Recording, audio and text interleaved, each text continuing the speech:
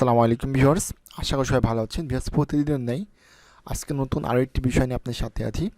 Viewers, আজকে আমি যে বিষয়টি দেখাবো সেটি হচ্ছে কিভাবে আপনারা খুব সহজে ইমেল কাউকে পাঠাবেন এবং ইমেলের মধ্যে যে টু সিসিসি এবং বিসিসি আছে এগুলোর মধ্যে পার্থক্য কী সে বিষয় সম্পর্কে আজকে আমি আলোচনা করব। তো ভিউয়ার্স, এখনও যারা আগের ভিডিওগুলো দেখেননি অবশ্যই আগের ভিডিওগুলো দেখবেন। আর আগের ভিডিওগুলো দেখলে পরে খুব সহজে কিন্তু আপনি ঘরে বসে কম্পিউটার শিখতে পারবেন। আর আগের ভিডিওগুলো আমাদের এই ভিডিও ডিসক্রিপশনে জব কোর্সের প্লে লিস্টে থাকবে, সেখানে ক্লিক করলে পরে আপনি সিরিয়াল বাই সিরিয়াল পেয়ে যাবেন। তো ভিউয়ার্স ভিউয়ার্স দেখতে পাচ্ছেন আমি গুগল ক্রোমের মধ্যে কিন্তু আছি। তো আপনি চাইলে পরে ইমেল পাঠানোর জন্য গুগল ক্রোম, মজিলা ফায়ারফক্স অথবা আপনি অপেরা ব্যবহার করতে পারেন। আর যদি আপনি মোবাইল দ্বারা কোনো মেইল পাঠাতে চান সেক্ষেত্রে কিন্তু আপনাদের দেখবেন যে জিমেইল নামে একটা আপনি কিন্তু অ্যাপস শর্টকাট পেয়ে যাবেন, সেখান থেকে কিন্তু আপনি সরাসরি ইমেল পাঠাতে পারবেন। তো ভিউয়ার্স, যেহেতু আমরা কম্পিউটারে আছি সেক্ষেত্রে আমরা যেটা করব, আমরা এখানে সার্চ জাস্ট লিখব gmail.com। আর অবশ্যই আপনার একটি গুগল অ্যাকাউন্ট কিন্তু এই ব্রাউজারে কিন্তু লগ ইন রাখতে হবে, নাহলে কিন্তু আপনি সরাসরি যেতে পারবেন না। তো আমরা এখানে gmail.com করলে পর আমাদের কিন্তু সরাসরি আমাদের জিমেইলে ইনবক্সে কিন্তু নিয়ে চলে আসবে। আচ্ছা, এখন কিন্তু আমরা আমাদের ইমেইলের ইনবক্সে আছি। এখন আমাদের যদি কেউ এই ইমেল অ্যাড্রেসে কোনো ডকুমেন্ট পাঠায় সেক্ষেত্রে কিন্তু আমাদের এই ইনবক্সে কিন্তু আমরা চেক করতে পারবো, অর্থাৎ আমাদেরকে কোনো কিছু পাঠালে পর আমরা ইনবক্সে চেক করতে পারবো। আর যদি আমরা কাউকে কোনো কিছু পাঠাতে চাই সেক্ষেত্রে আমরা এই কম্পোজে ক্লিক করবো। তো দেখবেন যে মোবাইলেও কিন্তু এরকমভাবে জাস্ট একটা কম্পোজ এরকম পেন্সিল একটা আইকন দেওয়া আছে, ওর উপর ক্লিক করলে পরে কিন্তু আপনাদের এখানে দেখবেন যে টু অপশন চলে আসবে, সেখানে কিন্তু আপনি যাকে মেইল পাঠাতে যাচ্ছেন তার ইমেল অ্যাড্রেসটা এখানে লিখতে হবে। তা আমরা কিন্তু দুই ধরনের তথ্য ইমেইলে পাঠাতে পারি, একটা হচ্ছে ইনপুট ডকুমেন্ট আর একটা আউটপুট ডকুমেন্ট। ইনপুট কোনগুলো? যেগুলো আমরা কম্পিউটারে কাজ করে কম্পিউটারে সেভ করে রেখেছি। আর আউটপুট কোনগুলো? যেগুলো আমরা পরবর্তীতে স্ক্যানার অথবা মোবাইল দ্বারা ছবি তুলে যখন আমরা কাউকে কোনো কিছু পাঠাতে যাই সেক্ষেত্রে কিন্তু আমরা ওটি আউটপুট হিসেবে কাউন্ট করতে পারি। তো ভিউয়ার্স, এখন আমরা হচ্ছে দেখেন এখানে আমাদের টু দেয়া আছে। আচ্ছা, টুতে কার কি টুতে কাজ কি? টু এর কাজ হচ্ছে আপনি যাকে ইমেল পাঠাতে যাচ্ছেন তার ইমেল অ্যাড্রেসটা এখানে লিখতে হবে। আচ্ছা, সাপোজ মনে করেন যে আমি এখানে একটা ইমেল অ্যাড্রেস দিয়ে দিচ্ছি।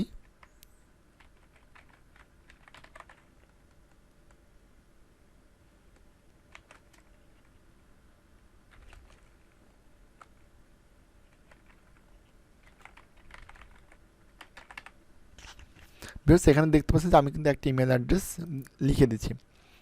এখন আমি এখানে দেখেন ইমেল অ্যাড্রেস দিচ্ছি, এরপর আমি একটা সাবজেক্ট দিলাম DOCUMENT। আমি ডকুমেন্ট পাঠাবো। এখন যে ডকুমেন্ট আমি পাঠাতে যাচ্ছি সেই ডকুমেন্টটা আমাকে এখানে কী করতে হবে? অ্যাটাচ করতে হবে। এখন এই ডকুমেন্টটা কীভাবে অ্যাটাচ করবো? জাস্ট নিচের দিকে দেখবেন যে অ্যাটাচ ফাইল অপশন লেখা আছে, অ্যাটাচ ফাইলে ক্লিক করবেন। আর মোবাইলের ক্ষেত্রে উপরের দিকে থাকবে। সাপোজ আমি এই ছবিটা পাঠাতে যাচ্ছি, জাস্ট আমি ছবির উপর ক্লিক করব, এরপর জাস্ট ওপেনে ক্লিক করব। দেখবেন যে কিছু সময়ের মধ্যে আমাদের কিন্তু এই ছবিটা এখানে কিন্তু দেখতে পাচ্ছেন এটা কিন্তু চলে আসছে। এখন যদি আমি জাস্ট সেন্ডে ক্লিক করি তাহলে কিন্তু আমার এই ইমেল অ্যাড্রেসে কিন্তু এই ডকুমেন্টটা কিন্তু চলে যাবে। আচ্ছা, এখন এখানে যে বিষয়টা ভালোভাবে জানতে হবে সেটা হচ্ছে এখানে যে সিসি আর বিসিসি আছে এই দুইটার কাজ কি। এটা কিন্তু আপনি যখন কোনো চাকরি ভাই হয়ে যাবেন তখন কিন্তু আপনাদের বিষয়গুলো ধরবে, তো অবশ্যই বিষয়গুলো কিন্তু ভালোভাবে জানতে হবে। যদি আমরা একজন ব্যক্তিকে ইমেল পাঠাই সেক্ষেত্রে আমরা টু ব্যবহার করব।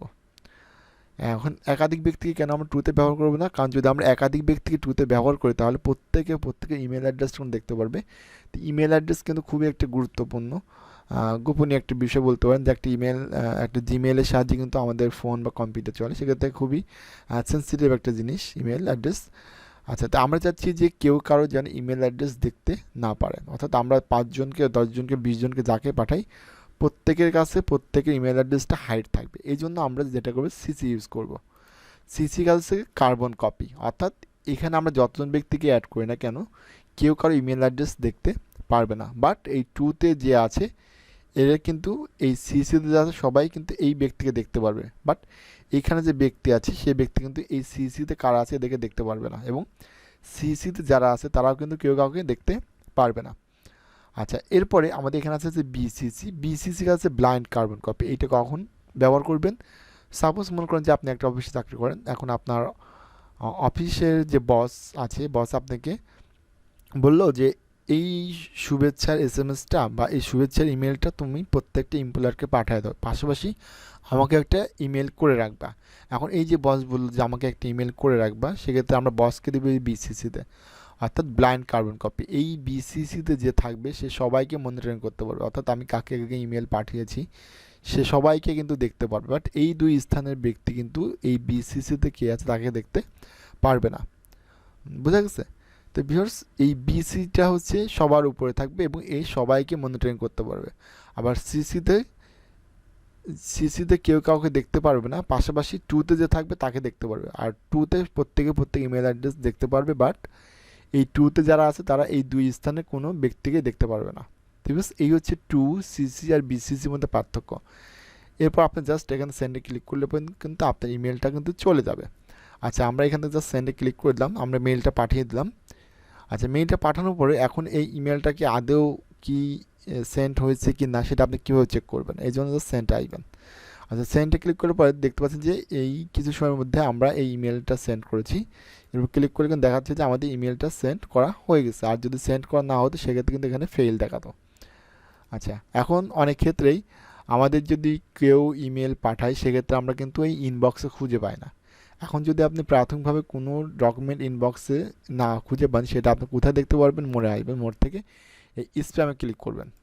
আচ্ছা, স্প্যামে ক্লিক করলে পরে অনেক ক্ষেত্রে আপনাদের যে ইমেলগুলো পাঠায় সেটা স্প্যামে কিন্তু জমা থাকতে পারে। অথবা আপনি কিন্তু অল মেইলে ক্লিক করবেন। অল মেইলে ক্লিক করলে কিন্তু আপনার যতগুলো মেইল পর্যন্ত আসবে সবগুলো কিন্তু আপনি এখানে দেখতে পারবেন। ওকে, তো ভিউয়ার্স, এরকমভাবে কিন্তু খুব সহজে আপনি যে কাউকে কিন্তু ইমেল পাঠাতে পারবেন। আর আপনাকে যদি কেউ ইমেল পাঠিয়ে থাকে, যদি সেটা আপনি ডাউনলোড করতে চান বা প্রিন্ট আউট করতেন, সেটা আপনি কীভাবে করবেন? আচ্ছা, সাপোজ আমরা হচ্ছে এইটা মনে করে যে কেউ আমাকে ইমেল করে পাঠিয়েছে, তা এইটা আমাকে এখন কী করতে ডাউনলোড করতে হবে। দেখতে পাচ্ছেন এখানে কিন্তু ডাউনলোড অপশন দেওয়া আছে, আপনি এখানে ডাউনলোড অপশন ক্লিক করতে পারেন। অথবা চাইলে এখান থেকে সরাসরি আপনি গুগল ড্রাইভে অ্যাড করতে পারবেন। ওকে, আর যদি এইটা আপনি প্রিন্ট আউট করতে চান সেক্ষেত্রে দেখতে পাচ্ছেন এখানে প্রিন্ট অপশন আসবে, সেই প্রিন্টে ক্লিক করলে কিন্তু আপনি জিনিসটা প্রিন্ট আউট করতে পারবেন।